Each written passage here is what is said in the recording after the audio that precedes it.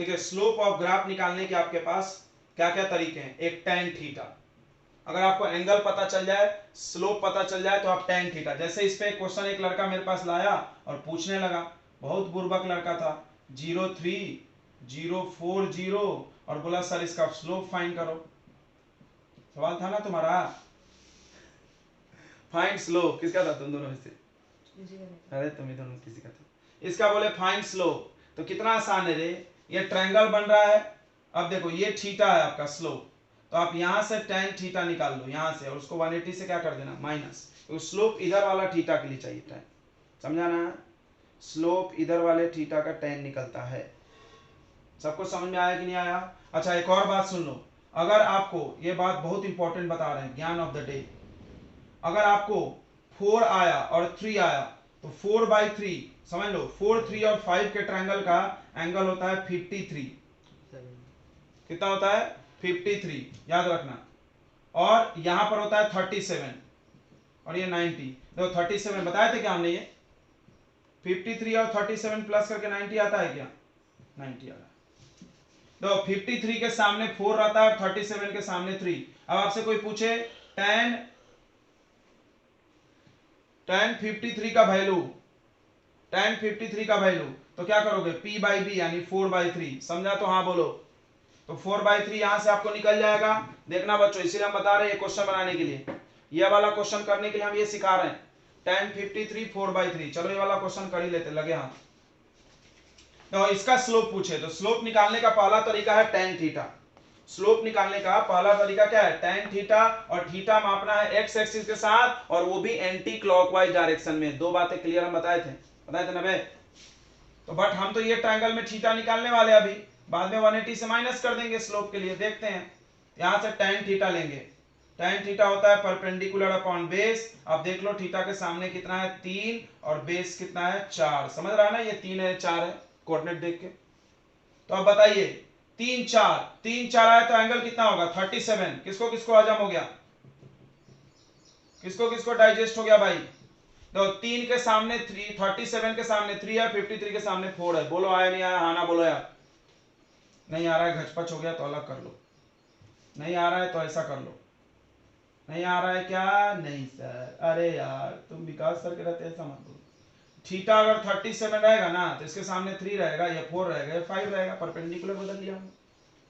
तो देखो tan cut गया, थीटा का वैल्यू 37, तो आपका स्लोप 37 लिख दोगे तो एक चमाट दे देंगे हम, क्योंकि ये तुमने ये निकाला है, हमको तो एक्स एक्सिस का चाहिए और एंटी क्लॉकवाइज चाहिए। तो tan थीटा स्लोप कैसे निकलेगा बताओ? ओ सीट, स्लोप कैसे निकलेगा? SLOPE, स्लोप कैसे निकलेगा? tan 180 माइनस 37, सही है क्या? ये थीटा है तो ये कितना आएगा? 180 माइनस थीटा, तो कितना आएगा? 180 माइनस 37, जल्दी बताओ। 140 133, क्या माइनस कर रहे हो? 143 का वैल्यू, तो ये आपका स्लोप आ गया बच्चों। tan 143 का वैल्यू निकाल लो, माइनस में आएगा tan 1, नहीं तो हम लोग इसी में माइनस लगा सकते थे यार, फालतू हम लोग इतना कर दिए। इसी में माइनस लगा, देखो फर्स्ट क्वाड्रेंट में प्लस में वैल्यू है, सेकंड क्वाड्रेंट में यही जाके क्या बन जाता है? माइनस। बताओ माइनस क्यों लिखे? चलो हम एक और आइडिया बताते हैं। हम आपको बताए थे ना कल कि ऑब्ट्यूज एंगल रहे तो स्लोप निगेटिव होता है। हाँ कल बताए थे ना रे, 90 से ज्यादा एंगल रहे तो स्लोप निगेटिव होता है। -3/4 ही आएगा, तुम देखो कर लेना। -143 किए थे ना, 143 का वैल्यू निकालना, इतना चाहेगा -tan 37, चेक कर लेना, तुम चेक कर लेना, आएगा ना? वही आएगा। 180 माइनस थीटा tan थीटा होता है ना, tan 180 minus theta minus tan theta, तो -3/4। किसको किसको समझ में आ गया? सभी लोग बताओ, गर्ल्स कोई नहीं बोलता इस बैच में, पता नहीं क्यों। देखो सभी लोग बताएंगे। समीक्षा भुजबल सुनाई दे रहा क्या रे? बोलती नहीं है कभी भी, क्लास में बैठे रहती है लेकिन बोलना नहीं है। और एक भुजबल है, जब हम बोलेंगे तो यस सर बोल के एहसान करना मेरे ऊपर कभी एहसान मत करना, एक एहसान करना। ऐसा डायलॉग है कोई पिक्चर का? कौन सा फिल्म? वांटेड बॉडीगार्ड, इसको पता भी नहीं। तो स्लोप का -3/4 क्यों हुआ बताओ? बता रहे -3/4 क्यों हुआ? क्योंकि सेकंड क्वाड्रेंट में प्लस में हमने निकाला, फर्स्ट में, वैल्यू सेकंड में जा रहा है, तो ऐसे भी ऑब्ट्यूज एंगल है तो स्लोप निगेटिव हो जाएगा। बहुत अच्छा बहुत अच्छा। तो स्लोप आपको पढ़ाया हमने एक तरीका है tan थीटा, अगर आपको थीटा पता चल गया या p/s तो ऐसे। अगर दूसरा तरीका स्लोप निकालने का क्या सिखाए थे रे, एक दूसरा तरीका था y2 minus y1 upon x2 minus x1, ये भी पढ़ाए थे ना। तो स्लोप के कितने तरीके हैं, कितने, बहुत तरीके हैं। देखो अब 2 पॉइंट दे दिए, इसमें भी क्वेश्चन चिल्लर बना लो यार, क्या बकवास है, कोऑर्डिनेट ज्योमेट्री है। मान लो हम 2 पॉइंट बनाए 2 - 3 5, 7, बताओ स्लोप। अरे कितना आसान है यार, x1 y1 x2 y2 कर लोगे ना। ऐसे क्वेश्चन करा के हम अपना बेइज्जती नहीं करा सकते हैं। तीसरा स्लोप निकालने का तरीका है बच्चों डिफरेंशिएशन, dy/dx। अगर ग्राफ कर्व रहे तो आपको उस पॉइंट पे टेंजेंट बना देना है, टेंजेंट बना के स्लोप निकालना है, इसे डिफरेंशिएशन करके। Okay, get it. तो स्लोप निकालने के कितने तरीके हो गए बच्चा, 3। उसके बाद हमने आपको पढ़ाया था कोऑर्डिनेट ज्योमेट्री में, इतना पढ़ाया था हमने, और क्या पढ़ाया था थोड़ा याद दिला दो मेरे को, बस इतना ही पढ़ाया। डिस्टेंस फार्मूला पढ़ाए थे। डिस्टेंस फार्मूला तो सबको आता नहीं यार, क्यों बता रहे हैं। डिस्टेंस फ्रॉम ओरिजिन बताओ, x² plus y²। Distance from origin है, हाँ, x² प्लस y²। बहुत अच्छा, हाँ वो बता रहा है अभी मिटा में। उसके बाद हमने आपको पढ़ाया था graph of straight line, graph of straight line. सभी लोग एकदम रटा रटा जाओ। y बराबर mx प्लस c, इसमें m पॉजिटिव है, मतलब कैसा एंगल बन रहा होगा, x एक्सिस के साथ कैसा एंगल बन रहा होगा, एक्यूट एंगल बन रहा होगा, किसके साथ, विथ x एक्सिस। इन कौन से डायरेक्शन में, एंटी क्लॉकवाइज। कैसा ग्राफ आएगा इसका, कैसा आएगा, स्लोप पॉजिटिव और c भी पॉजिटिव, ऐसा यस ऐसा चाहिए। तो देखिए बच्चों, तो ग्राफ ऑफ स्ट्रेट लाइन में हमने आपको पूरी कुंडली उधेड़ दिया इसकी, इससे ज्यादा ग्राफ फिजिक्स के जगत में है ही नहीं। जल्दी से एक बार समझ लेते हैं, किसी भी स्ट्रेट लाइन का ग्राफ y = mx + c के फॉर्मेट में आता है, याद रखो। जहां पर m स्लोप दिखाता है, स्लोप के बारे में अभी हम थोड़ी देर पहले बताए थे 4 तरीके, उस तरह से आप स्लोप का वैल्यू ला सकते हो। वैल्यू लाओगे, साइन नहीं, साइन यहां से लाओगे। साइन का हम 2 आइडिया सिखा रहे हैं। साइन पॉजिटिव कब होगा, अगर आपका graph straight line x axis के साथ एक्यूट एंगल बनाएगा और एंटी क्लॉकवाइज डायरेक्शन में। 2 बात ध्यान रखना, acute angle in anti clock. कोई बच्चा ऐसे नाप लेता, देखो यहां पर, अब ये बच्चे इसको एंगल ऐसे नाप लेते, 30 नाश कर दिया, एंटी क्लॉक बोले थे ना, ऐसे नापना है। अगला निगेटिव स्लोप, स्लोप का साइन कब निगेटिव होगा, जब ऑब्ट्यूज एंगल बन रहा हो। साइन हम डिसाइड कर रहे हैं बे, वैल्यू नहीं। वैल्यू कैसे आएगा, वैल्यू अभी थोड़ी देर 5 मिनट पहले हमने 4 तरीके सिखाए थे ना, tan theta, y2 - y1 x2 - x1। तीसरा क्या सिखाए थे, डिफरेंशिएशन। चौथा क्या सिखाए थे, आप p/b करके tan थीटा निकाल लो। 4 तरीके सिखाए थे, वैसे वैल्यू आएगा। सी आपको क्या करना है, यहां से वैल्यू और साइन दोनों देख सकते हो। सी क्या है कि ग्राफ जाके y एक्सिस को किधर छेद रहा है, किस पॉइंट पे y एक्सिस को छेद रहा है, वही इंटरसेप्ट ऑन y एक्सिस पे कटने वाला टुकड़ा। ये भी प्लस माइनस आप एक्सिस के हिसाब से देखना, ऊपर प्लस में जाकर टकरा रहा तो प्लस बोलना, और माइनस में टकरा रहा तो माइनस बोलना। लेट्स सी, ये ग्राफ को देखें। अब देखिए इसका एंगल एंटी ऐसे बना, एंटी क्लॉकवाइज ऑब्ट्यूज है, तो हमने यहाँ माइनस लगवा दिया। और सी ये देखो प्लस में जाकर टकरा रहा है, वाई एक्सिस को प्लस साइड में काट रहा है तो प्लस सी। ओके, इस ग्राफ को देखो श्याओ, ये देखो ये एंगल एक्यूट बना रहा तो ये प्लस है, और जाके इधर काट रहा है प्लस साइड को तो प्लस सी है। Okay, get it. हमने यहाँ चारों क्वाड्रेंट बना लिया। देखो ये थर्ड क्वाड्रेंट का ग्राफ है, स्ट्रेट लाइन। अब आप देखिए ये एक्स एक्सिस के साथ ऐसे एंगल हम नापेंगे anti clockwise with x axis, so this is obtuse, so minus, और ये y को भी जाकर निगेटिव साइड में काट रहा है इसलिए माइनस सी। इसको देखेंगे, ये लाइन ऐसे गया है, ये लाइन जो ऐसे गया है, एक्स एक्सिस के साथ यहाँ एंगल मार्क किया हुआ है, प्लस है, एक्यूट होगा तो प्लस है, और सी जो होगा negative. Get it. Now come here, यहाँ पर देखिए y = m, स्लोप पॉजिटिव होगा, दिख रहा है, एक्यूट एंगल मार्किंग है, और c नहीं है, क्यों, क्योंकि y एक्सिस को ये 0 पे काट रहा है। देखो ये ओरिजिन से जा रहा है और ओरिजिन 0 0 होता है, यानी यहाँ पे y का वैल्यू 0 है, तो c 0 हो गया। लेट्स सी हियर, इसमें क्या डिफरेंस है। देखो ये ग्राफ जब ऐसे हुआ तो एक्स एक्सिस के साथ एंटी क्लॉकवाइज एंगल नहीं है, तो ये ऑब्ट्यूज आ गया तो यहाँ माइनस लग गया, सी इसमें भी 0 है। देख लो इन दोनों में अंतर। ये आपने 9th क्लास में पढ़ा होगा कि अगर x एक्सिस के पैरेलल y एक्सिस के पैरेलल लाइन खींचते हैं तो x = a, यानी x = 2 -2 3 -2।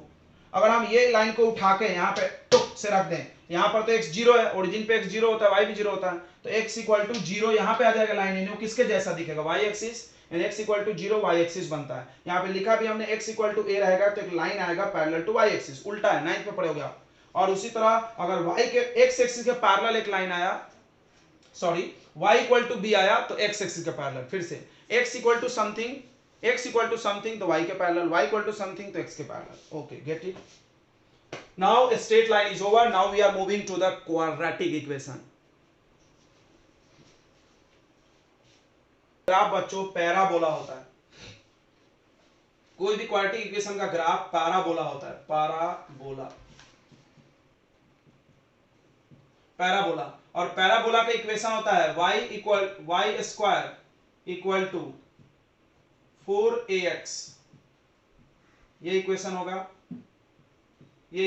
ठीक है। और एक ऐसा होता है x square equal to 4ay,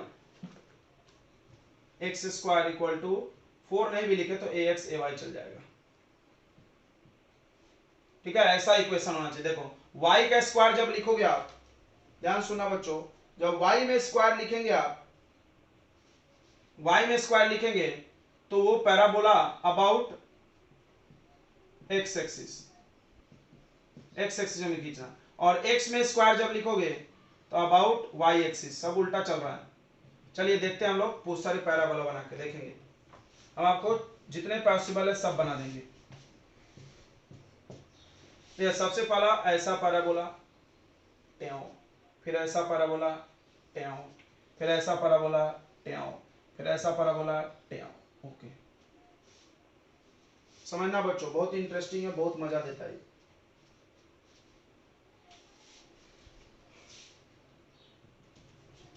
x axis Y axis, इस पैराबोला का इक्वेशन होगा, थोड़ा यहां समझेंगे। एक्स एक्सिस को घेर रहा है तो वाई में स्क्वायर लगेगा, तो वाई स्क्वायर इक्वल टू के एक्स भी कोई बोलता है, ए एक्स भी बोलता है, मतलब कोई भी नंबर हो, जैसे Y square equal to 5x 3x 1/2x ऐसा कुछ।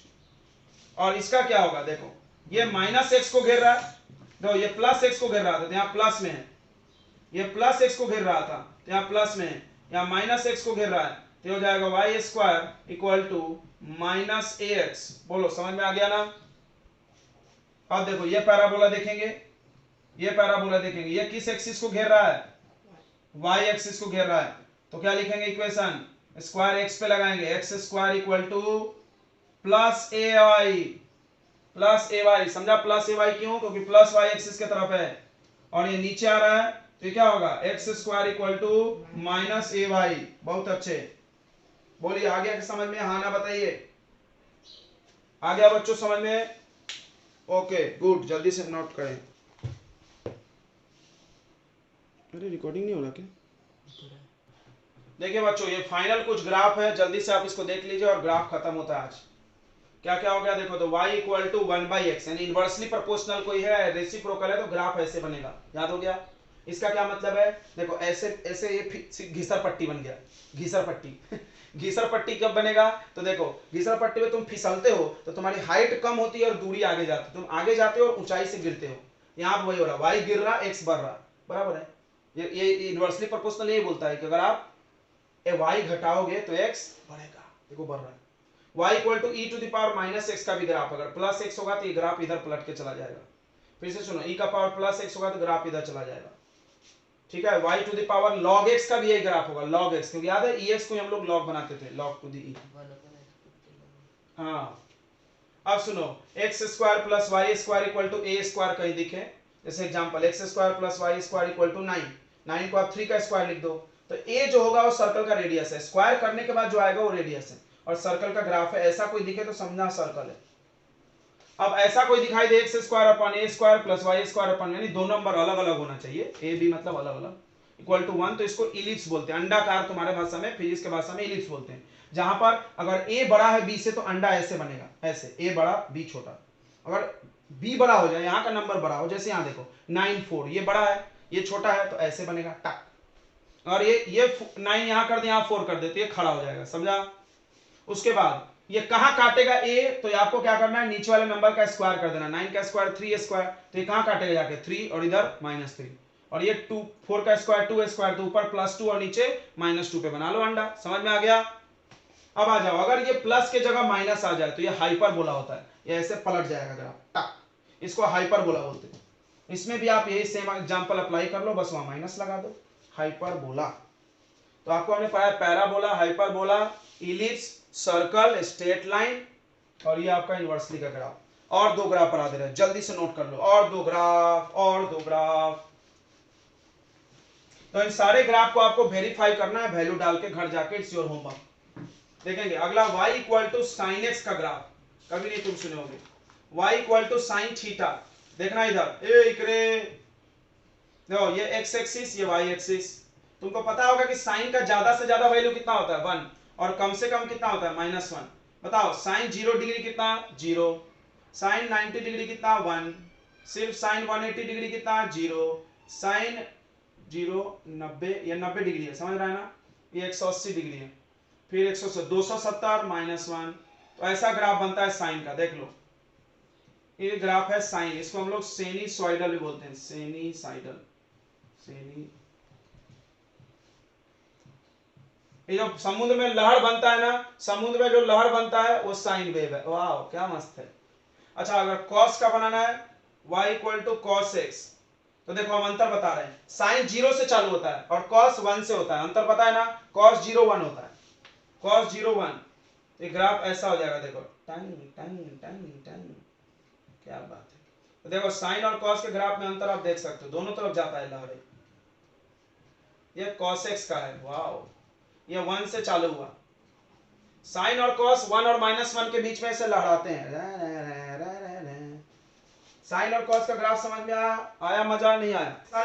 में आपको सबको पता है ऐसा इक्वेशन होता है ax² plus bx plus c equal to 0। ये क्वाड्रेटिक इक्वेशन का एक जनरल रूप है, ये एक जनरल फॉर्म है क्वाड्रेटिक इक्वेशन का, जहां पर a 0 नहीं होना चाहिए, जहां पर बच्चों a 0 नहीं होना चाहिए। अभी तक हम लोग बेसिक मैथ में बच्चों ट्रिग्नोमेट्री, डिफरेंशिएशन और क्या कवर कर चुके हैं, ग्राफ कवर कर चुके हैं, कोऑर्डिनेट ज्योमेट्री, 4 टॉपिक हमने, log, right sorry log, 5 topic हमने पढ़ा दिया है। हम आपको बार बार बोल रहे हैं कि जितना बेसिक मैथ विद्यास्थली पढ़ा देगी उतना गारंटी देते कोई नहीं पढ़ा सकता है, तो मिला लेना, लगा चैलेंज। मेरे पास एलएन का मॉड्यूल है, मेरे पास रेजोनेंस का मॉड्यूल है, सामने रखा रहता है, हम उनसे भी तुलना करते हैं, उनसे हम कम से कम 3 टाइम्स ज्यादा पढ़ा रहे हैं तुमको, उनसे 3 टाइम्स ज्यादा, मतलब जितना हम पढ़ा रहे हैं उतना किसी बुक में नहीं है, ना किसी बुक में ना किसी मॉड्यूल में।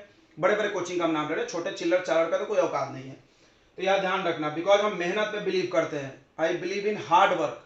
हम अपने रिज्यूमे बनाते तो सबसे पहला ऊपर में लिख देते हैं, भाई हार्ड वर्क से हम पत्थर को भी पानी बनाना जानते हैं, बस एक चीज, बाकी हम कुछ नहीं जानते। देखिए इधर, तो क्वाड्रेटिक इक्वेशन का एक जनरल फॉर्मेट है, ए कभी 0 नहीं होना चाहिए। आप जानते हो कि क्वाड्रेटिक इक्वेशन के 2 जीरोस होते हैं, अल्फा और बीटा। क्वाड्रेटिक इक्वेशन के बच्चों 2 जीरोस होते हैं, अल्फा और बीटा। अब आप ये भी जानते होंगे कि यहां से अल्फा प्लस बीटा निकाला जा सकता है, सम ऑफ जीरोस क्या होता है -b/a, और आपको प्रोडक्ट ऑफ जीरो निकाला जा सकता है, ये सब 10th का ही है लेकिन आपको फिजिक्स में काम पड़ जाता है, c/a, बहुत अच्छे। उसके बाद आपको फार्मूला आना चाहिए x निकालने का, मिडिल टर्म स्प्लिटिंग नहीं भी आ रहा है तो आप फिजिक्स में फार्मूला से काम चला सकते हैं, मिडिल टर्म स्प्लिटिंग नहीं भी आ रहा तो आप फिजिक्स में फार्मूला से काम चला सकते हो, x equal to -b plus minus √b² -4ac upon 2a। यहां से आपके 2 जीरोस आने चाहिए, हमेशा 2 आना चाहिए, ये ध्यान रखना है, ठीक है। ओके, क्वाड्रेटिक इक्वेशन कब यूज किया जाता है, जब एक ही चीज के 2 वैल्यू पॉसिबल हो। जैसे हम आपको एक एग्जांपल देते हैं फिजिक्स में, जैसे हमने एक पत्थर को ऊपर फेंका तो पूछा गया कि बताओ पत्थर कितने देर में 5 मीटर हाइट को क्रॉस करेगी। सवाल सुनना, मेरे सवाल को दिल से सुनना। हमने एक पेन को ऊपर फेंका और हमने, ये 5 मीटर है, हमने पूछा कि पेन जब ऊपर जाएगी तो कब कितने देर में वो पेन 5 मीटर हाइट को क्रॉस करेगी। बताओ कितने आंसर पॉसिबल है, 2, बिकॉज जाते समय एक बार क्रॉस करेगी और एक बार आते समय, 2 आंसर आना चाहिए। उस केस में क्वाड्रेटिक इक्वेशन की जरूरत पड़ेगी, ठीक है, जहां पे भी 2 आंसर है, पॉसिबिलिटी है। तो ये हो गया क्वाड्रेटिक इक्वेशन। क्वाड्रेटिक इक्वेशन में याद रखिए, सबको पता है कि एक अननोन होता है। देखो लीनियर इक्वेशन कब आता है, जब आपको एक अननोन हो तो एक इक्वेशन की जरूरत है तो लीनियर इक्वेशन बनाते हैं।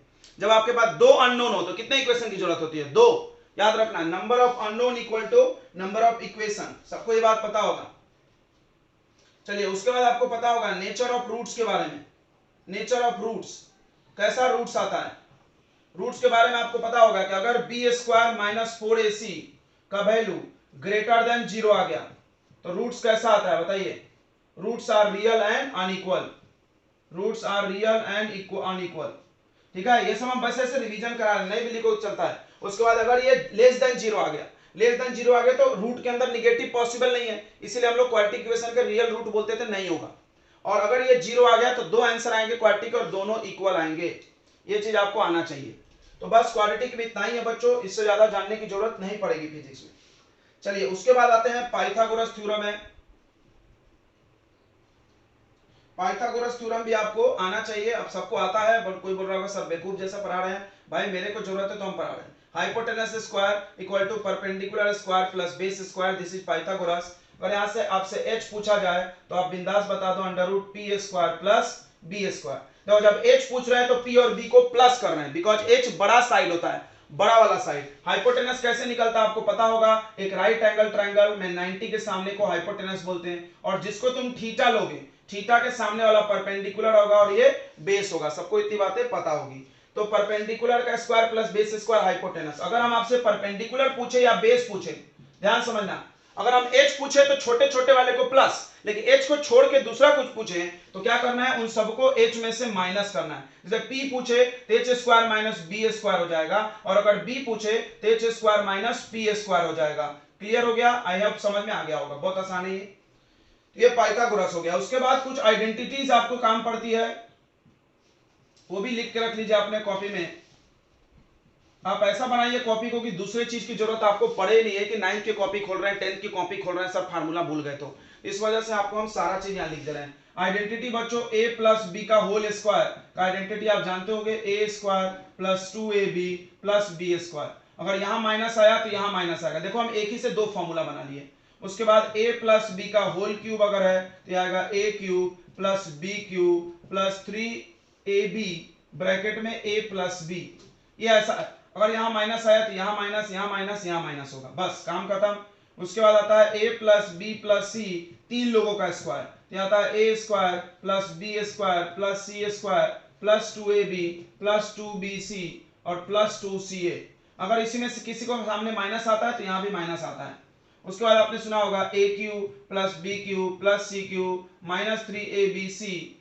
इसका फॉर्मूला होता है बच्चों a plus b plus c bracket a square b square c square minus a b minus b c और माइनस सी ए। ये आपके कुछ फॉर्मूले हैं बच्चों, आना चाहिए आपको। और एक दो फॉर्मूले हैं, ध्यान देंगे। a प्लस, ध्यान दो बच्चों, a प्लस बी का whole square minus a minus b का होल स्क्वायर, बताओ क्या आएगा? बताइए, आपकी मैथ्स अच्छी है। a प्लस बी का whole square 4ab, very good very good, 4ab। देखो यहाँ 2ab यहाँ 2ab 4ab, क्योंकि a square b square cut जाएगा, बहुत अच्छे, ओके। और बताइए, अगर हमने ऐसे लिखा a square plus b square और इसमें a प्लस बी का होल स्क्वायर और यहाँ प्लस लगा दिए और a माइनस बी का होल स्क्वायर, अब क्या आएगा? यहाँ माइनस था तो 2ab बचा, यहाँ प्लस रहेगा तो कौन बचेगा? सोचो, जो यहाँ माइनस था तो a square b square cut गया, यहाँ माइनस था तो a square b square cut गया होगा, राइट? और यहाँ प्लस है तो कौन कटेगा? 2ab वाला कटेगा। 2ab यहाँ से कट गया, यहाँ से कट गया, plus 2ab minus 2ab cut गया। हाँ, a 2 times of a square plus b square बराबर 2 times of a square plus b square, good, okay. आपको ये भी फॉर्मूला पता होगा, a cube plus b cube, अलग अलग क्यूब, देखो अंतर समझना, ये होल क्यूब है और ये अलग अलग क्यूब है, तो क्या फॉर्मूला आता है? a plus b bracket a square plus b square minus ab। देखना यहाँ माइनस आता है, अगर हम यहाँ माइनस लगाएंगे तो यहाँ माइनस आएगा, यहाँ माइनस आएगा और यहाँ भी माइनस ही आता है, ठीक है? ध्यान दो बच्चों, बहुत इंपॉर्टेंट है फॉर्मूला, नोट कर ले, सारे लोग ये नोट कर ले। हाँ, लिखा है, कब लिखा है?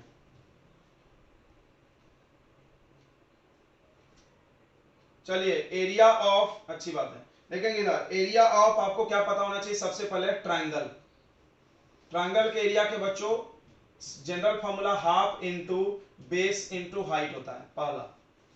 दूसरा, अगर आप बात करोगे एरिया ऑफ ट्रायंगल का एक और फॉर्मूला होता है, क्या होता है? Under root s into s minus a s minus b और एस माइनस सी। होता है कि नहीं होता है?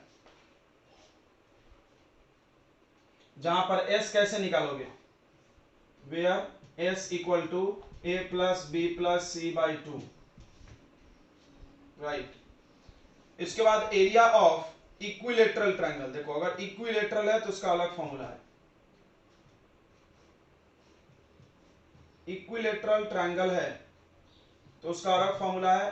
क्या फॉर्मूला है बताओ? ए स्क्वायर, राइट, साइड स्क्वायर। इसमें परपेंडिकुलर कितना होता है? इक्विलेटरल ट्रायंगल का हाइट कितना होता है बता दो, यहां पे लिख दे रहे हैं, काम पड़ता है अपने को। Height of equilateral triangle. तो नहीं समझ रहा है तो बहुत आसान है, इसको तोड़ दो ऐसे, 1/2 अलग तोड़ दो, √3/2 ए स्क्वायर, देखो तोड़ दिया हमने, ए इंटू ए। अब आप इसको कंपेयर करो इससे, तो देखो हाफ बेस इंटू हाइट, ये हाफ हो गया, ये बेस हो गया और ये हाइट हो गया, तो कितना होता है हाइट? √3/2a। ये बहुत ही काम पड़ती है मेरे को, बहुत ही ज्यादा, मेरे को तो पर्सनली फिजिक्स में बहुत पड़ता है। कोई इक्विलेटरल ट्रायंगल है बच्चों, याद रखेंगे, कोई इक्विलेटरल ट्रायंगल है और उसका आपको हाइट की जरूरत है, तो ये √3/2 times of a, √3/2 times of a आ जाएगा। ओके, वेरी गुड, याद रखना इसको, काम पड़ता है आपको। उसके बाद आपको जरूरत पड़ेगा एरिया ऑफ रेक्टेंगल की। एरिया ऑफ रेक्टेंगल तो बचपन से पढ़ रहे आ रहे हो, लेंथ इनटू ब्रेथ। तो रहने दे, बंद कर दे, लाइट है, चल। तो सारे एरिया हमने मेंसुरेशन में सारे एरिया एक साथ लिख दिए हैं। तुम बोलोगे सर ये तो हम 10th में पढ़े थे, क्यों टाइम पास कर रहे हो? तो भाई क ख ग घ तुम नर्सरी में पढ़े थे, 11वीं में नहीं बोलोगे, कुछ दूसरा लैंग्वेज यूज करोगे। ABCD बचपन में पढ़े थे, यूज नहीं करोगे? करेंगे, यूज करेंगे तो रिवीजन करने में क्या जाता है? तो हमको गारंटी है कि तुमको पूरा पक्का नहीं आता होगा। एक बार देख लो, area of triangle half base into height. एक और तरीका एरिया ऑफ ट्रायंगल निकालने के लिए, ये तब लगेगा जब बेस और हाइट पता हो। मान लो आपको हाइट नहीं पता, बहुत सारे ट्रायंगल का हाइट पता नहीं होता है, तो हम लोग ये लगा सकते हैं, 3 साइड्स अगर गिवन है तो s इंटू ए, ये जानते होगे आप। इक्विलेटरल ट्रायंगल अगर ऑल साइड इक्वल है तो ये लगा लीजिए। इसमें जो हाइट ऑफ इक्विलेटरल ट्रायंगल होता है √3/2a, देखो इसमें से हाफ और a काट दो तो हाइट बचेगा। फिर से इससे इसको मिलाना, तो हाफ काट दो, इसमें से कट गया हाफ, कितना बचा? √3/2, और एक हाइट काट, बेस काट दो, a, बेस a काट दो, तो क्या बचेगा? √3/2a, वही हाइट होता है। Area of rectangle L into b. Diagonal की जरूरत पड़ती है रेक्टेंगल में, ऐसे जो कोने कोने को जोड़ता है अपोजिट वर्टेक्स को, उसको डायगोनल बोलते हैं। ये पाइथागोरस से आएगा। Area of square A square diagonal √2a, Pythagoras से। एरिया ऑफ पैरेललोग्राम, पैरेललोग्राम का बच्चों एरिया, बेस लेना है, किसी को भी बेस ले सकते हो, कोई जरूरी जो नीचे बेस है, इधर भी बेस होता है, बेस किधर भी होता है, बेस लोगे और उस पर परपेंडिकुलर बना के हाइट ले लो, परपेंडिकुलर ट्रिग्नोमेट्री से निकाल लेंगे। यहाँ पे देखो, area of trapezium half into sum of parallel side into height. Area of rhombus half into d1 into d2। But कोई जरूरी नहीं ऐसे निकाला जाए, you can find this area also by using this formula. तो बेस इंटू हाइट भी चलता है इसमें, याद रखना, डोंट मेमोराइज इट, रटना नहीं है। इसमें भी आप बेस इंटू हाइट लगा सकते हो, बेस पता रहेगा, ये हाइट हो जाएगा। समझ में आ रहा है क्या हम सिखा रहे हैं? हाइट निकल जाएगा ट्रिग्नोमेट्री से, हाइट आ जाएगा b cos थीटा, मतलब ये जो साइड होगा ना, जो भी a या b जो भी होगा, मान लो a है तो a cos थीटा। ये जो सामने का साइड हाइपोटेनस है उसमें cos लगा देना, ओ नहीं सॉरी cos नहीं ना, sin आएगा, सटा तो cos हटा तो sin, sin थीटा लगा दो, हाइट आ जाएगा और बेस आ जाएगा तो भी चलता है। याद रखना, इसमें भी तुम लगा सकते हो formula base into height, mind it. और डायगोनल नहीं दिया देने के पता बना ही नहीं रहा है, ये इससे ही बनता है। Area of circle pi r square, area of sphere 4 times of pi r square. याद करो इसको ऐसे। CSA of cylinder curve surface area ऐसे वाला 2 pi r h. CSA of cone pi r l, l को स्लैंट हाइट बोलते हैं, इतना होता है। Area of ellipse, this is for new, this is new for you. Ellipse देखिए, ellipse अंडा होता है, पता है तुमको, और इलिप्स में इस कोने से इस कोने को 2a बोलते हैं, उसका आधा करोगे तो a आएगा, और a ले लो b ले लो, पाई a b, आराम से याद हो गया। Area of cube, total area की बात कर रहे हैं, 6a square. Area of cuboidal आपको आता ही होगा, नोट कर लीजिए। इसके बाद हम लोग सारे वॉल्यूम के फॉर्मूले एक साथ देखने वाले हैं।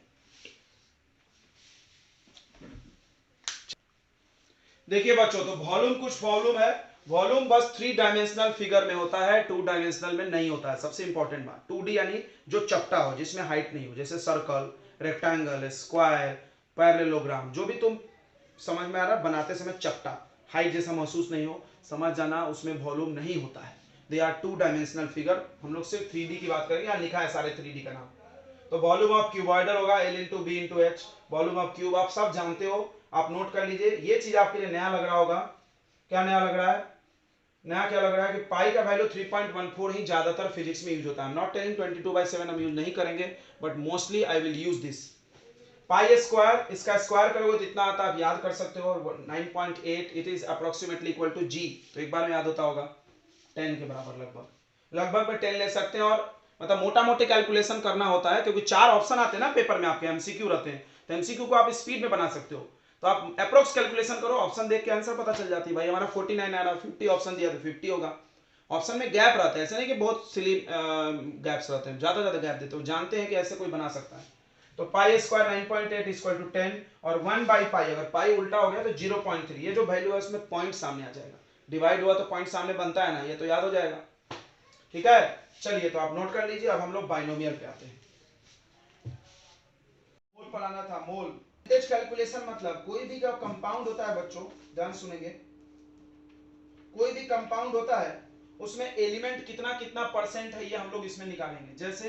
जैसे एक एग्जांपल दे रहे हैं हम आपको, बहुत अच्छा था।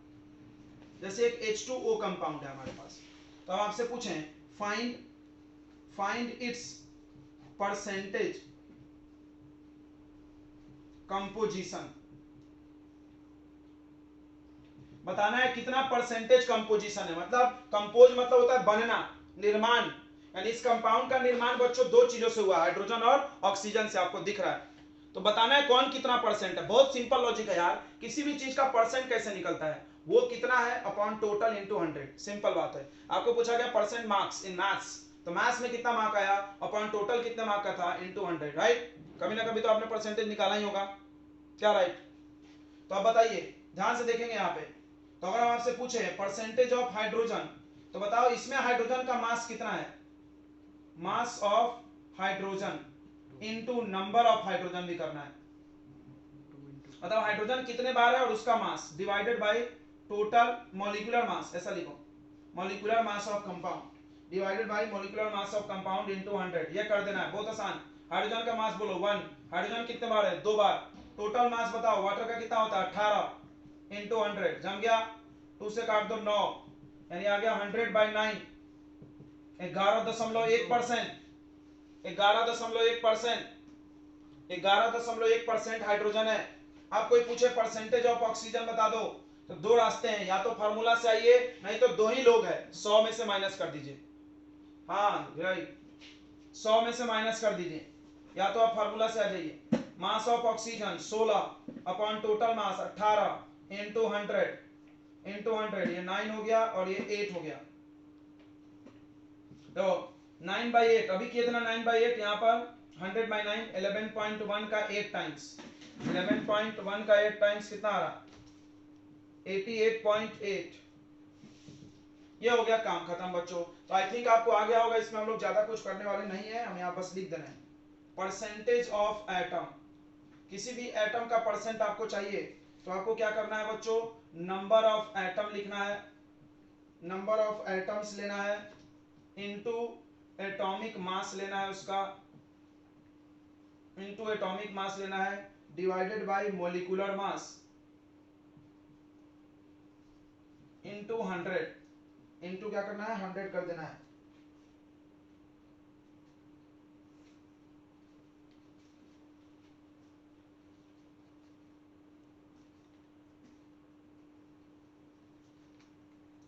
ओके, मॉलिक्यूलर मास को हम लोग मिनिमम मॉलिक्यूलर मास भी बोलते हैं।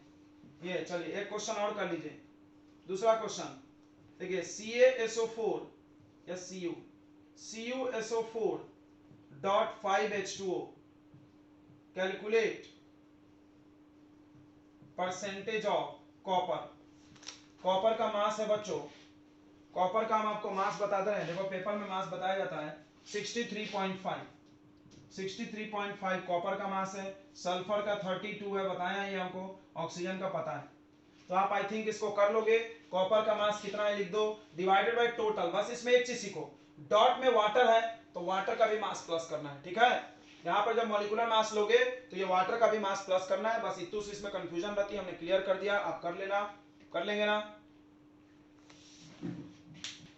तो ये दो फार्मूला का नाम आपने शायद सुना होगा, ये तो जरूर सुने होंगे, ये बचपन से सुनते हो, molecular formula of water is H2O, हाँ हाँ, जिसको तुम केमिकल फार्मूला बोलते हो। तो अपने भाषा में इसको क्या बोलते हो, केमिकल फार्मूला, मॉलिक्यूलर फार्मूला बोल रहे हैं। ये नाम नया है तुम्हारे लिए, नवा है। तो मॉलिक्यूलर फार्मूला कुछ नहीं होता है, ठीक है। मॉलिक्यूलर फार्मूला क्या होता है, तो ऐसा फार्मूला जिसमें कंपाउंड्स के नंबर को रेशियो में दिखाया गया हो, ठीक है। फिर से नहीं समझा, वैसा फार्मूला जिसमें कंपाउंड्स के नंबर्स को रेशियो में, जैसे देखो, जैसे देखना बच्चों, एक कंपाउंड है H2O2, H2O2 का नाम है हाइड्रोजन पेरोक्साइड, हाइड्रोजन पेरोक्साइड इस कंपाउंड का नाम है। अब यहां पर हाइड्रोजन का रेशियो कितना है, 2, और ऑक्सीजन भी 2 बार। संख्या का रेशियो लेना है, मास का नहीं, मास का नहीं, नंबर का रेशियो, मास का नहीं। तो अब देखो 2:2, 2 डिवाइड कर दो, 2 डिवाइड कर दो बच्चों, जल्दी बताओ, 2 डिवाइड कर दो, 1 1 आ जाएगा। तो 2 जब डिवाइड कर देंगे आप तो ये 1 1 आ जाएगा, कट के 1:1। तो इसका जो फॉर्मूला प्राप्त होगा, अब इसका फॉर्मूला HO हो गया, ये HO हो गया empirical formula, empirical formula.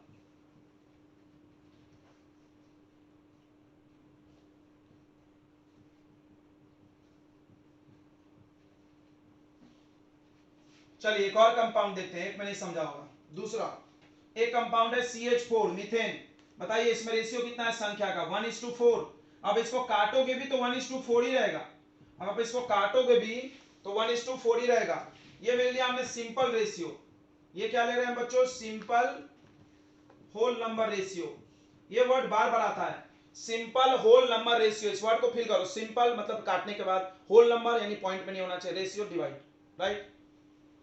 Simple whole number ratio, इसका इंपेरिकल फार्मूला भी CH4 ही होगा, CH4 ही होगा। ध्यान समझना, मॉलिक्यूलर फार्मूला को इंपेरिकल फार्मूला बना रहे हैं।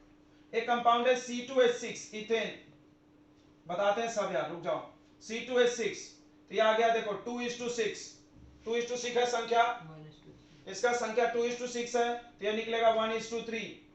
तो फार्मूला क्या बनेगा, CH3 इंपेरिकल फार्मूला। बहुत अच्छा। चलिए अगला एक कंपाउंड है ग्लूकोज, C6H12O6, C6H12O6, ये मॉलिक्यूलर फार्मूला है। बताइए इसका रेशियो कैसा है, 6 12 6, 6 से कट गया, 1:2:1, CH2O। देख लीजिए क्या आपको समझ में आया, did you get that empirical formula. What is empirical formula means, empirical formula में एटम के रेशियो को सिंपल होल नंबर रेशियो, ये वर्ड याद करो, simple whole number ratio, simple whole number ratio, बार बार मिलता है वर्ड यार। तो लॉ ऑफ कांस्टेंट प्रोपोर्शन में मिला था simple whole number ratio of mass, बार बार मिलता है। तो इंपेरिकल फार्मूला क्या है, वैसा फार्मूला जिसमें एटम्स के नंबर को सिंपल होल नंबर रेशियो में रिप्रेजेंट किया गया हो, ठीक है। यहां लिख देते हैं हम, यूज भी बताएंगे। The formula in which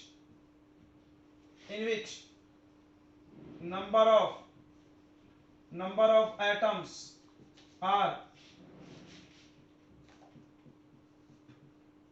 represented as simple whole number ratio is called empirical formula, is called empirical formula बच्चों, ठीक है। उसको हम लोग इंपेरिकल फार्मूला बोलते हैं। और मॉलिक्यूलर फार्मूला किसको बोलते हैं, मॉलिक्यूलर फार्मूला किसको बोलते हैं, actual number of atom. Molecular formula किसको बोलते हैं, स्टेट बोर्ड में डेफिनेशन भी लिखनी पड़ती है क्या। मॉलिक्यूलर फार्मूला किसको बोलते हैं, the formula in which actual number of atom, in which actual number of atom, यहां पर एक्चुअल नंबर ऑफ एटम आ जाएगा, सिंपल होल नंबर रेशियो की जगह क्या आ जाएगा, actual number of atoms are represented,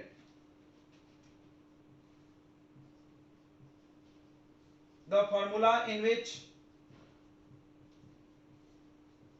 actual number of atoms are represented in the molecule, in the molecule भी लिख सकते हो, ये मॉलिक्यूल है ना सब, मॉलिक्यूल में एक्चुअल संख्या लिखा हो, देखो ये एक्चुअल है, ये सब असली है, ये क्या है, रेशियो है, काटा हुआ है।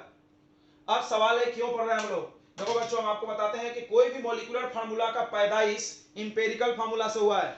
फिर से मेरी बात सुनेंगे, किसी भी मॉलिक्यूलर फार्मूला का पैदाइश इंपेरिकल फार्मूला से है। थोड़ा इधर ध्यान दो। क्या हम ऐसा बोल सकते हैं कि हमने इंपेरिकल फार्मूला जो HO है, एक सेकेंड, HO का जो फार्मूला है इसको जब हम 2 से इंटू करेंगे तब ये बनता है H2O2? क्या हम इसको ऐसे बोल सकते हैं? I can tell like this, yes obviously, बिल्कुल। अब ये नंबर कहां से आएगा वो भी हम आपको बताते हैं बच्चों, ये ध्यान से नोट कर लेना। Relation between empirical formula and molecular formula, देखेंगे इधर, relation between empirical formula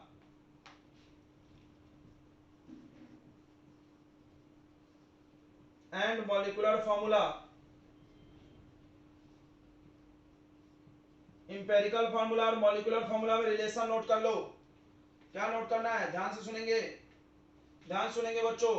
molecular formula equal to, molecular formula equal to n times of, n times, सोचो यहां पर तुमने 2 काटा है, इसको 2 से इंटू करो, ये आ जाएगा। यहां पे 1 काटो, 1 से करो, इंटू आ जाएगा। यहां पर तुमने 2 काटा है, 2 से इंटू करो, आ जाएगा। यहां पर 6 काटे हो, 6 से इंटू करो, आ जाएगा।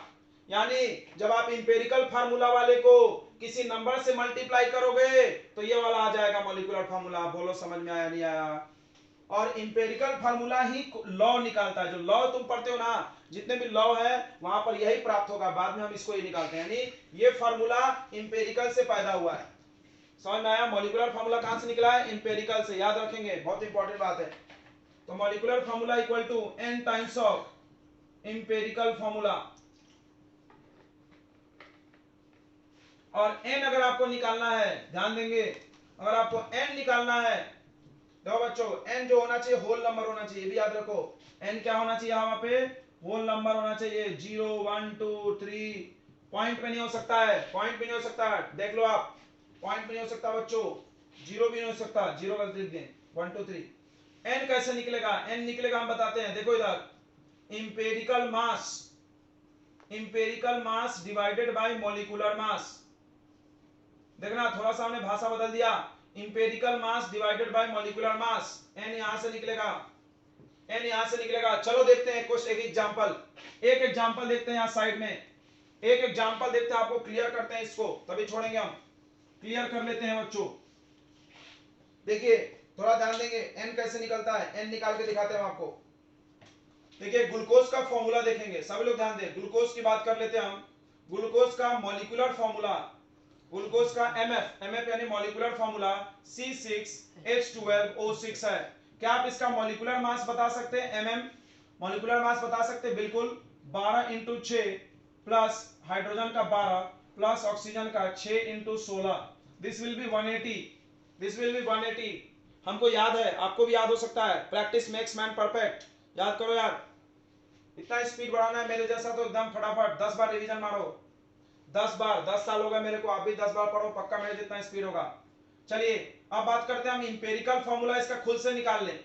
Empirical formula EF, empirical formula बच्चों खुद से निकालना है, यहां से आ जाएगा CH2O, get the empirical mass, get the empirical mass EM, empirical mass, empirical mass निकालिए, इंपेरिकल मास निकालिए। कार्बन का 12, हाइड्रोजन का 2 और ऑक्सीजन का 16, ऑक्सीजन का 16, यह आएगा 30, यह आएगा 30 बच्चों, यह आएगा 30, प्लस कर लो, 12 2 14 16 आ रहा है 30।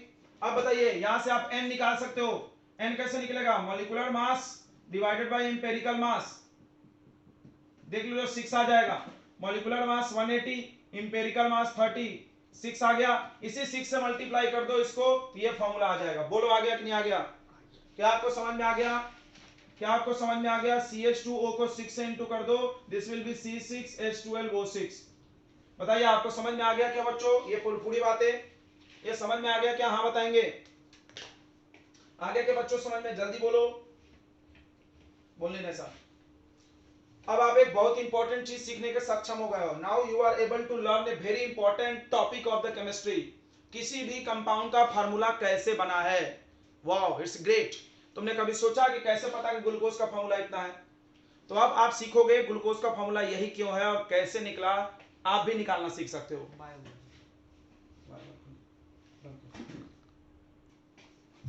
चलिए, तो ये सबसे इंपॉर्टेंट टॉपिक है बच्चों।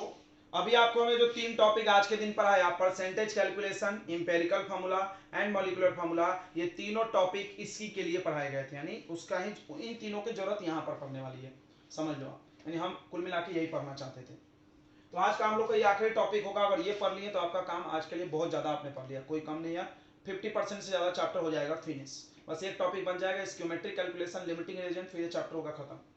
देखिए इधर तो देखिए क्या बोल रहा है इसमें आप लोग क्या सीखोगे, determination of empirical and molecular formula, किसी कंपाउंड का फार्मूला कैसे बनता है। इसके यहाँ कुछ स्टेप्स लिखे हैं, बट हमने शॉर्ट में लिखा है, हम आपको जब बनाएंगे तो अच्छे समझाते जाएंगे, आप अपने भाषा में इसको थोड़ा चेंज करके लिखना। देखिए यहाँ क्या बोला है, एक कंपाउंड है x जिसमें x इतना परसेंट है, तो आपको क्या करना है, सबसे पहले जितने एलिमेंट है कंपाउंड में उसको यहाँ लिख लेना है, एक टेबल बनाना है और कुछ नहीं करना। कंपाउंड में जितने एलिमेंट्स है उसको आपको लिख लेना है। कंपाउंड में एलिमेंट x और y दिया है, उसके बाद दूसरे कॉलम में उसका परसेंटेज लिख लेना है। परसेंटेज देखो ये 75.8% और ये 24.2। एक चेकलिस्ट लिखा हुआ है, देखो कि टोटल परसेंटेज 100 होना चाहिए, टोटल करके देख लेना, 70 और 30 लगभग लग रहा है, टोटल 100 लग रहा है। क्यों सर, क्योंकि कभी कभी क्या होता है कि 3 एलिमेंट होते हैं और 2 का परसेंटेज देता है, तीसरे का नहीं देता है, तो आपको क्या करना है, दोनों को प्लस करके 100 से माइनस। फिर से सुनो, ऐसा कोई बोल देता है कि कंपाउंड है कार्बन हाइड्रोजन ऑक्सीजन का, ऐसे कम क्वेश्चन देखे हमने फंसाने के लिए, कार्बन का परसेंटेज दे देगा, हाइड्रोजन का परसेंट दे देगा और ऑक्सीजन का छोड़ देगा जानबूझ के, जानता है बच्चा लपेटे में आ जाएगा, बच्चे धर धर धर धर करके चल दिए, गलत हो गया।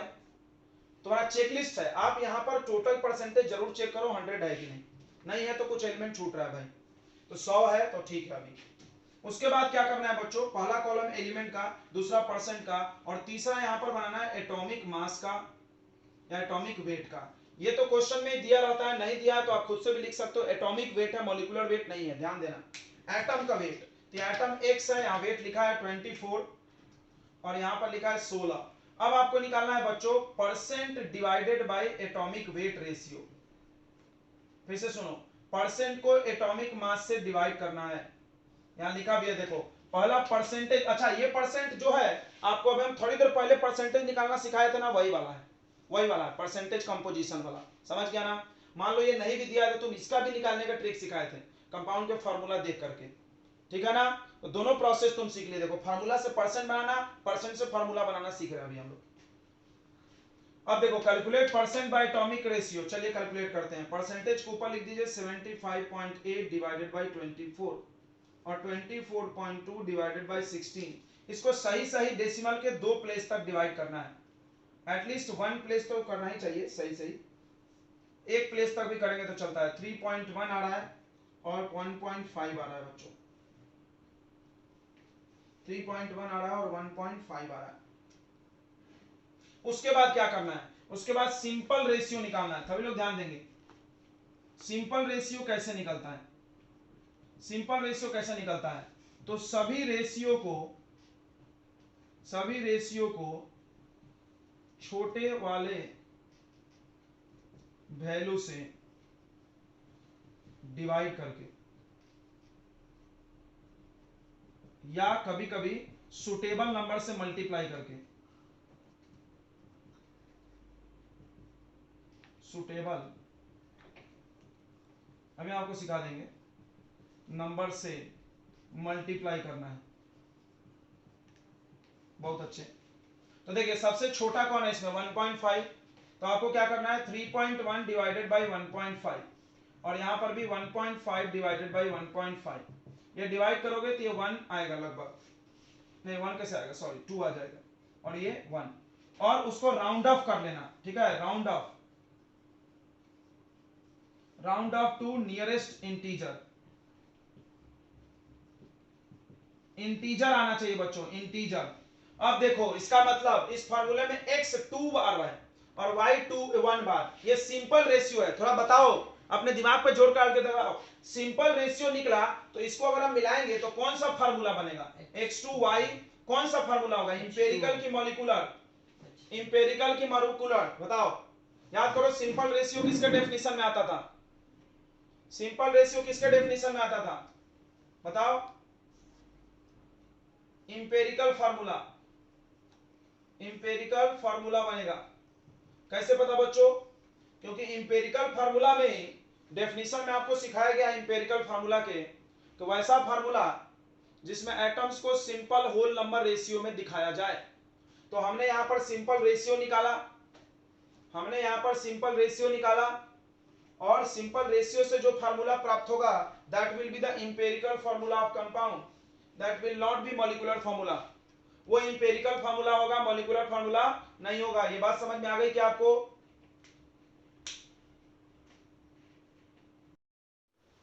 तो हम लोग बच्चों इंपेरिकल फार्मूला और मॉलिक्यूलर फार्मूला निकालने का टेक्निक सिखाया गया है आपको, स्टेप्स लिखाए गए हैं बाकायदे। और अभी हम लोग प्रैक्टिस सेशन में 3 क्वेश्चन लिए हैं। ये 3 क्वेश्चन हमने लिया है, इसके आंसर्स भी हमने टिक कर दिए हैं बच्चों से पूछ करके, और अभी हम लोग इसको बना करके देखेंगे कि ये सही है कि गलत। आप भी पहले प्रैक्टिस कीजिए फिर आंसर देखिएगा, ठीक है। चलिए तो पहला क्वेश्चन देखते हैं। बोला हाइड्रोजन, ए हाइड्रोजन कंटेनिंग, देखिए यहाँ पर मिसप्रिंट लिख दिया है बच्चे ने, बच्चा बेवकूफ है। यहाँ पर हाइड्रोकार्बन होगा, यहाँ पर क्या होगा बच्चों? हाइड्रोकार्बन, मतलब ऐसा कंपाउंड जिसमें हाइड्रोजन हो और कार्बन हो। देख लो, ऐसा कंपाउंड जिसमें हाइड्रोजन हो और कार्बन, उसको हाइड्रोकार्बन बोलते हैं, राइट। हाइड्रोकार्बन है जिसमें कार्बन 80% है। तो आपको कैसे सिखाया गया है बच्चों कि सबसे पहले आपको एलिमेंट लिख लेने हैं, टेबल बनाने हैं जिसमें एक एलिमेंट लिख लेना है। सबसे पहला टेबल में कॉलम होता है एलिमेंट के लिए, कि आपके कंपाउंड में देखो किसी भी चीज का अगर फार्मूला चाहिए, जैसे आप देखो फार्मूला CA2, ये तो फार्मूला लिखा है, तो फार्मूला में जो जो एलिमेंट है वो लिख लीजिए, वो क्वेश्चन से पता चल जाएगा। तो कार्बन दिया है 80%, एलिमेंट लिखने के बाद उसका परसेंट लिख लीजिए। अब तुम सोचो कि कंपाउंड बोला है हाइड्रोकार्बन और उसमें बस कार्बन है, तो हाइड्रोजन भी होगा। कितना होगा बताइए? टोटल परसेंटेज किसी भी चीज का 100 होता है, तो अगर ये 80 है तो ये 20 होगा। यही चीज हम आपको कल बोल रहे थे, जो जो चीज हम बोले आज हम उस पर सवाल दे दिए आपको कि आप इसको प्लस करिए। 100 नहीं आ रहा है तो कुछ छूटा हुआ है। पहला कहाँ काम किए थे, हो सकता है कुछ लोग ये नहीं किए हो। अच्छा आगे बढ़ते हैं। एलिमेंट दिख रहा, परसेंट आ गया। एलिमेंट और परसेंट निकालने के बाद आपको लिखना है इनका एटॉमिक मास। तो सबको याद होगा कार्बन का मास 12 है और हाइड्रोजन का मास 1 है, सबको याद होगा, इसमें कोई डाउट नहीं है। इसके बाद यहां से चालू होता है सवाल का बनाना। यहां से निकालते हैं हम लोग percent divided by atomic mass. देखो ये स्टेप्स है, 4-5 स्टेप है, आपको वही फॉलो करने हैं तो फॉर्मूले आ जाएंगे। पहला स्टेप क्या है, आप एलिमेंट लिखो, फिर परसेंट लिखो, फिर मास लिखो, स्टेप 1। ये क्वेश्चन में दिया है, ये 2 दिया है, ये आप अपने मन से। उसके बाद परसेंट बाय मास का रेशियो निकालिए। तो 80 डिवाइडेड बाय 12 करो, 20 डिवाइडेड बाय 1 करो। 20 1 जा 20, और ये 12 से काटोगे 4 3 जा 4 दूना 80, 20 3 कितना आ रहा बताइए? 6.6। इसके बाद निकाला जाता है बच्चों सिंपल रेशियो, सभी लोग ध्यान दें। इसके बाद निकाला जाता है सिंपल रेशियो। सिंपल रेशियो मतलब कि डेसिमल में नहीं करना है, सिंपल रेशियो। तो क्या करते हैं सिंपल रेशियो के लिए, याद है आपको? छोटे वाले से, ये जो डिवाइड करके आया है उसमें जो छोटा है उससे सबको डिवाइड कर दिया जाता है, यानी 6.6 डिवाइडेड बाय 6.6 1, फिर 20 डिवाइडेड बाय 6.6, तो 6 दूना 12, 6 3 18, 3 आ रहा है, 19 20, 3 पॉइंट समथिंग आ रहा होगा आई थिंक कि 2.99 आ रहा है। देख लीजिए कितना आ रहा है। 20 को 6.6 से डिवाइड करेंगे कितना आ रहा है, तो रफ में भी कर सकते हो, 200/66, 33 हो गया 100, 3 पॉइंट समथिंग आ रहा है, 3.3 आ रहा है। इसको राउंड ऑफ कर लेना है, बताया है ना, राउंड ऑफ, क्योंकि ये नंबर होना चाहिए, 1 होगा और ये 3 होगा, ये 1 होगा और ये 3 होगा। चलिए अब बन गया फार्मूला। यहां से जो फार्मूला निकलता है उसको कौन सा फार्मूला बोलते हैं? Empirical formula. इंपेरिकल फार्मूला क्या होता है बच्चों बताइए? C 1 बार है और H 3 बार है।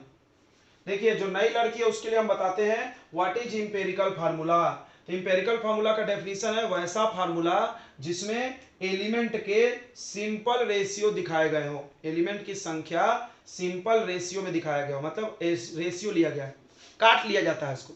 जैसे इधर आ जाओ, C2H6 में से 2 2 काट लो तो क्या बचेगा, CH3। ये हुआ सिंपल रेशियो। असली फॉर्मूला ये नहीं होता, एम्पेरिकल फॉर्मूला क्या होता है, इन नंबर्स को डिवाइड कर, जैसे यहां से 4 काट लो, जो बचेगा वो एम्पेरिकल फॉर्मूला।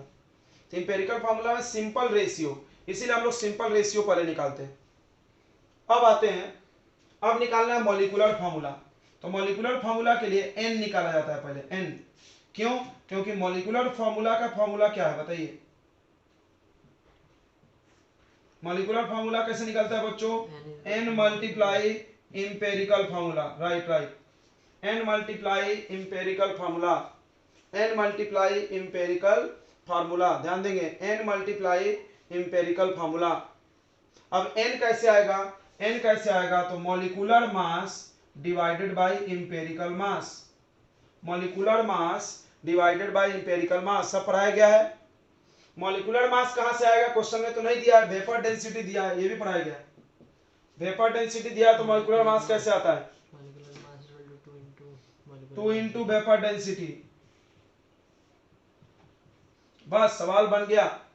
देखो जिसको नहीं आ रहा है, सब फार्मूले आपको लर्न करने होंगे। Molecular mass equal to 2 times of vapour density होता है। तो बस बन गया, 30 का डबल 60 हो गया मॉलिक्यूलर मास, 30 यहां दिया, डबल करके डाल दिए। इंपेरिकल मास यहां से निकलेगा बच्चों, देखो इंपेरिकल मास इंपेरिकल फार्मूला से निकलेगा। कैसे, कार्बन का 12, हाइड्रोजन का 3, 15, 15 से इसको काट लो, 15 से काट लिए 4 आ गया, तो n का वैल्यू आएगा 4 into empirical formula CH3। CH3 को जब 4 से मल्टीप्लाई करोगे तो C4H12, C4H12 is the right answer. क्या आपको समझ में आ गया, सभी लोग बोलेंगे समझ में आ गया क्या? चलिए अच्छी बात है, good. Next move to the next question.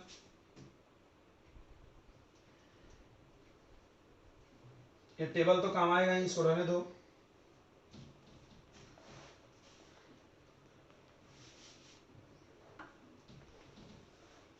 चलिए next move, let's move to the second question. Two element, एक एलिमेंट x है और दूसरा एलिमेंट y है। इसका एटॉमिक वेट भी दिया है, एटॉमिक वेट लिख लो यहाँ पर 75, और इसका दिया है 16। परसेंटेज दिया होगा, देखो x का परसेंट दिया है, फिर से एक second, two element x atomic weight इतना है, y combined to give a compound having इतना परसेंट x, ये x का परसेंट है। तो यहाँ भी एक गायब कर दिया है, बताओ बच्चों ये कितना परसेंट आएगा, 100 में से इसको कर दो माइनस, कितना आया है 24.2। Very good very good. अब इसमें बस इंपेरिकल फार्मूला पूछा है, क्या पूछा है इसमें, इंपेरिकल, मॉलिक्यूलर नहीं पूछा है, यहीं तक आंसर हो जाएगा, मॉलिक्यूलर नहीं पूछा है। चलिए ये सबको मिटा देते हैं, इंपेरिकल ही पूछा है, ये फॉर्मूले रहने देते हैं, इतना काम पड़ेगा मेरे को।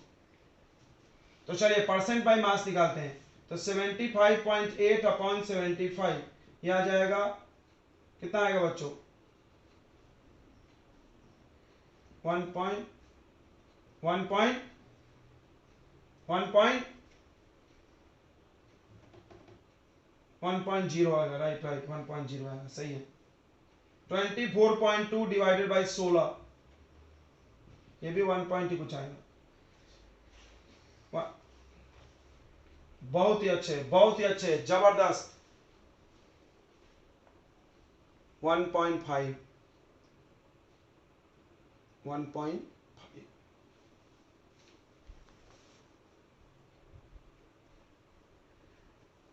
चलिए अगर कभी भी आपको ऐसा रेशियो आ जाए 1 और 1.5, तो पहले 1 को 1 से भाग दो, तो 1 के 1 से भाग दो तो 1 ही आएगा, और 1 को 1.5 से डिवाइड करो, कितना आ रहा है,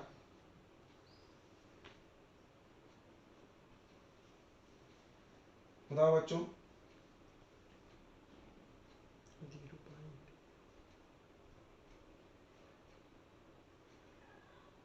ओ सॉरी सॉरी सॉरी, हाँ सॉरी, तो ये आएगा 1.5 ही आएगा। सुनो अभी ध्यान दो, इस पे ध्यान दो, इस पे हम स्टार मार रहे हैं, इस पे स्टार मार रहे हैं। अगर आपका सिंपल रेशियो 1.5 है, सुन लो, अगर ये 1.5 से कम होता तो 1 लिख देते, 1.5 से ज्यादा होता तो क्या लिख देते, 2 लिख देते हैं। लेकिन अगर ये 1.5 है तो आपको इसको डबल कर देना है। हमने याद करो रूल में ये भी लिखे थे, रूल में हमने ये पॉइंट लिखा था कि सिंपल रेशियो लाने के लिए या तो डिवाइड किया जाएगा या तो किसी नंबर से मल्टीप्लाई भी किया जाएगा। लिखे थे कि नहीं लिखे थे? हाँ बोलो यार, लिखे हैं कि नहीं रूल में हमने? तो देखो मल्टीप्लाई वाला कल नहीं मिला था, आज मिल गया। तो ये 2 टाइम्स कर देंगे, ये हमेशा नहीं करेंगे, 1.5 आएगा तभी करेंगे। तो ये 2 आ गया और ये 3 आ गया। अब ये 2 बार है, x 2 बार है, x2 और y3, आंसर आ गया x2 y3, राइट आंसर। चलिए नेक्स्ट क्वेश्चन, आखिरी क्वेश्चन बच्चों, तीसरा क्वेश्चन पे आ जाते हैं जल्दी से। एलिमेंट है, एटॉमिक वेट अब बदल दो, एटॉमिक वेट बदल दो, ये सब मिटा लो। तो कितना आसान लग रहा होगा? आसान लग रहा है बच्चों की भारी लग रहा है? बहुत सारे बच्चे बोलते हैं भारी है। अरे यार इसको भारी देखेगा तो नर्क में जाएगा रे, तो इसको भारी बोलेगा तो नर्क में जाएगा, नर्क। इससे भारी कुछ आसान हो ही नहीं सकता है। कर तो कुछ रहा ही नहीं, अपन एक ही काम कर रहे हैं। देखिए आवाज, ये कंपाउंड है, एक्स वाई भी नहीं लिखा है, क्या क्या लिखा है रे? ए, अच्छा ए लिखा है, सॉरी एक्स वाई नहीं, ए बी है नाम। ए है बच्चों 25% और बी है 75%, क्लोरीन तो नहीं है। एटॉमिक वेट है इसका 12.5 और इसका 37.5। ये 12.5 सही लिखे हो ना? Yes sir. मास निकाल लो, रेशियो निकालो, 25 डिवाइडेड बाई 12.5, आई थिंक 2 आता है, 12.5 का डबल 25, और 75 डिवाइडेड बाई 37.5, ये भी 2 है। अब 2 को 2 से भाग दो, हाँ 2 हो गया, 2 तो 1 1 आ रहा है। ए बी फॉर्मूला आ गया, ए एक बार बी एक बार, formula A B is right answer.